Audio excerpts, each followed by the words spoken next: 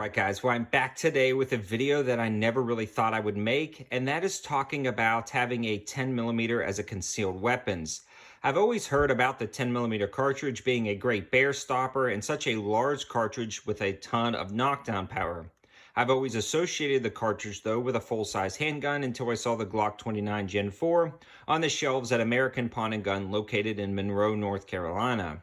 After talking with Greg, the owner, we both decided that this was going to be a handful of a gun and I would probably pass, but after considering it some more and him working with me on the price and doing some trades, I figured this would make a great video to see, in my opinion anyways, if a 10mm would be a good concealed carry handgun. Capacity would be an issue, size and weight would be an issue, and recoil management would be an issue for concealed carry. So I wanted to evaluate all of those, and I'm going to use this video to do that. As you can see in the intro, the first thing I want to address is just the shootability and function of this gun, because I did some slow-mo shots to see the recoil management capabilities of me personally with the concealed carry 10mm. So right off the bat, if you use the mags with the pinky extensions or the full magazines for maybe a reload or a spare mag, you can absolutely control this handgun. I find myself at self-defense distances about 12 yards rattling off shots at steel plates, no problems whatsoever. I picked this up as a used gun, but it did have an upgraded trigger, stainless steel pins, and some Trijicon night sights. I actually replaced the rear because it was that excess big dot with the V to a U-shaped sight. Heavy Armor Division put that on there for me, and the sights picked up really well. So I get that glowing front sight during the day or at night for a home defense setup, and then I get the fiber sights to help line everything up during the day. So I really like the sight setup, overall feel and performance of this handgun with the upgrades, but I believe without the upgrades, you could still get really good performance out of this handgun. Surprisingly, this was very controllable, and I say surprisingly because I've never shot a 10mm before, and I've always heard that they were a little bit hard to control. But I feel like if you get a good grip, you really bear down on it with a nice firm pressure on both sides, you can really rattle off those shots and make your hits. Now, it's not the most comfortable gun in the world to shoot, but this is a viable option. And then we'll move over to the capacity side of this conversation. It does hold 10 rounds of 10mm in these smaller magazines, and it actually holds 15 rounds of 10mm in these larger magazines. So honestly, capacity is not an issue whatsoever. I've concealed carry single stack 9s with a lot less, so having 10 rounds and one in the chamber is definitely adequate. And we've already answered that question. You can control this thing, and it's actually reasonable to shoot. So I feel like the only other constraints that I really want to discuss is really the size and weight. So let's take a look at the size, and we are not going to talk too much about weight because this feels very similar to a standard Glock, although you do get a thicker mass. So I'm going to compare the weight of this guy right at about a full-size Glock 19. And since this only holds 10 rounds in that magazine, that's about the same size as the 15-round magazine, the weight is fairly comparable to a full-size Glock 19.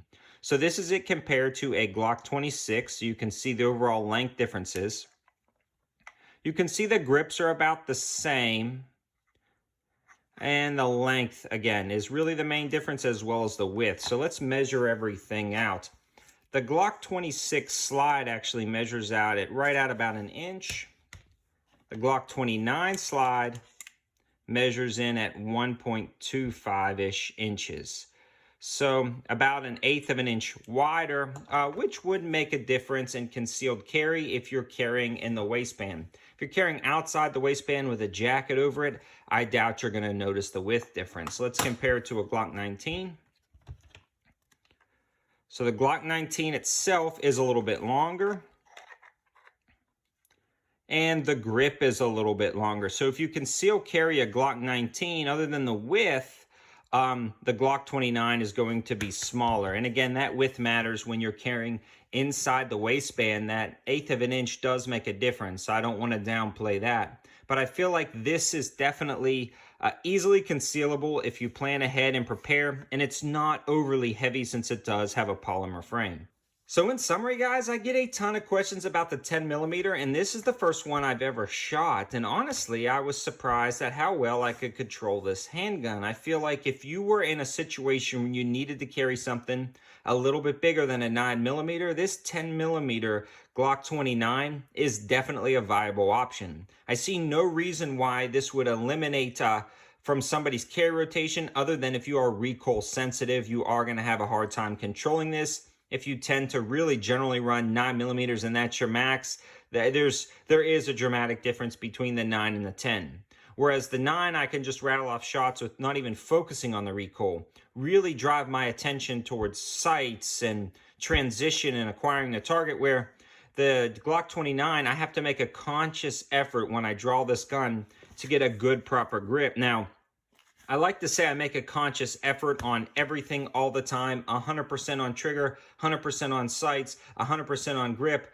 But in all reality, I'm going to rise to my training. And when I train with a 9 millimeter, I kind of have a different feel than when I train with this 10 millimeter. So what you really want to do is figure out what you're going to be carrying and practice with that. Because with that 10 millimeter, sometimes after shooting a 9, you'll want to anticipate the recoil of the 10. So you are going to have to train that flinch out of there when you're shooting the 10 millimeter, because it does have that stout, snappy recoil, but definitely manageable. So I hope this gives you, at least my opinion anyways, on concealed carrying a 10 millimeter. I might actually do it if I ever go on like a hike in bear country or something like that. I feel like this is a viable option. Generally though, I like to carry the 26 because it is, again, a little bit smaller, a little bit thinner, and you get about the same number of rounds with the capability of kind of stacking up with a lot of the other magazines I already have around me for that 9 millimeter cartridge. I generally like to carry more rounds in a Glock 19 and feel like in the waistband, the Glock 19 might be a little bit easier to carry than this. But outside the waistband, maybe with a baggy t-shirt or a hoodie or something like this is probably going to print less because, again, it's an overall shorter package. And if you're not worried about the width, this might conceal a little bit better. Hope you guys like it. Hope it gives you another option for concealed carrying a 10 millimeter. This thing packs a punch and it's definitely fun to shoot. And I want to give a huge shout out to American Pawn & Gun for working with me so we could actually try one out at the channel and see how it functions. These guys were also nice enough to donate 2 types of 10 millimeter ammo, and this gun was 100% reliable. Thanks for watching. Have a good one.